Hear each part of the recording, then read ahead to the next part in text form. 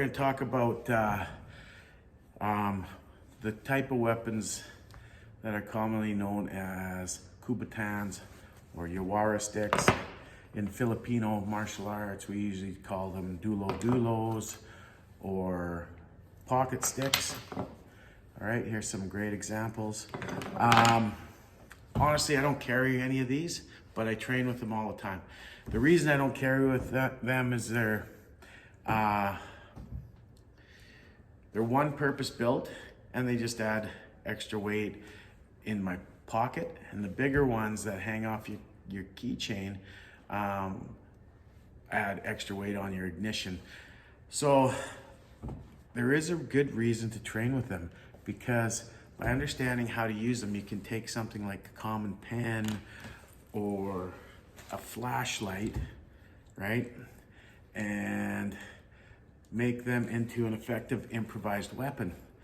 I mean, you could pick up anything, right? A stapler, I don't care. I could pick up, I'm looking across my desk, I got lots of things I can bash somebody with.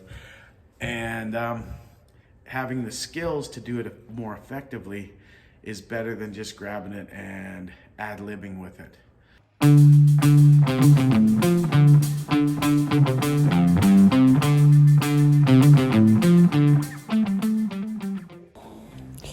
In most Filipino martial arts, when you start to learn a weapon, you start with your basic strikes or your abecedarios. The tabak maliit is no different. Here I was joking around doing it blindfolded, but this type of training is your very base, and it is from here that you develop further. When you're doing this partner drill, you're starting to learn how to manipulate limbs and work around common natural blocking. You notice Keith isn't doing a lot of super skilled blocking. He's just doing what people do instinctively, putting up a barrier, and I'm just practicing working around it. After that, you start working your weapons in flow drills. And if you look carefully, you'll see a lot of stuff going on here besides just single attacks. You see me hitting his knuckles, and you should see me also applying the weapon to his bicep. Yeah, there we go. And stuff like this. Now, flows start in a pattern, but as we become more skilled, we will break the pattern and just work free flow. This is where a lot of growth happens, and we get to take different flow drills and chain them together. I love this type of training. It is very fun. Now, when we start really functionalizing our pocket stick skills, we'll start using it on pads, like a pugilist. Trying different combinations and just working away on hitting those pads, hitting the target, and generating power into the target. Pad training is a must for every martial artist. I don't care what style you do, you gotta hit targets.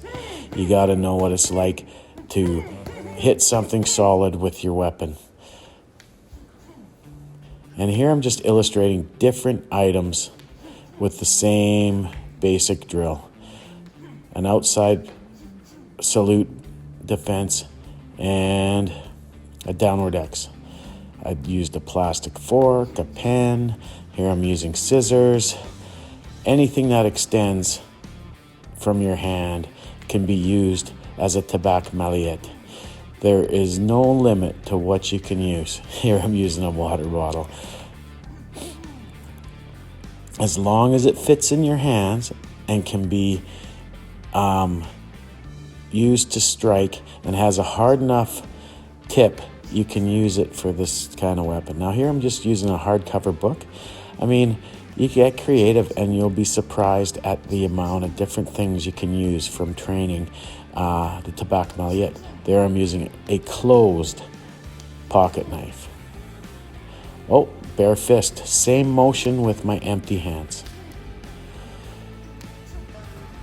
So here I'm boxing with two-time Canadian gold medalist, three-time Canadian Muay Thai Canada gold medalist.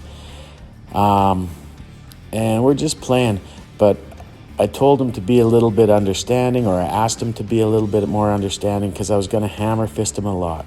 And each one of those hammer fists is me practicing using a weapon that extends out the bottom of my fist. So there I'm hitting his hands. Now, the Tabak Mallet doesn't have to be an impact weapon. It can also be something with an edge or a point, right? So if I'm using a reverse grip knife, these constant hits would be causing quite a bit of damage and bleeding. And I might be able to take away his use of his hand. Probably not, though, with adrenaline, if he was really angry. But I'm sure these kidney shots and shots on the neck and in the back of the spine would have an effect. This is what you can do with an understanding partner. This is how you really functionalize your weapon skills. This is, for me, one of the funnest ways to train. And this is what I use to functionalize my use of the pocket stick. I hope you enjoyed this video.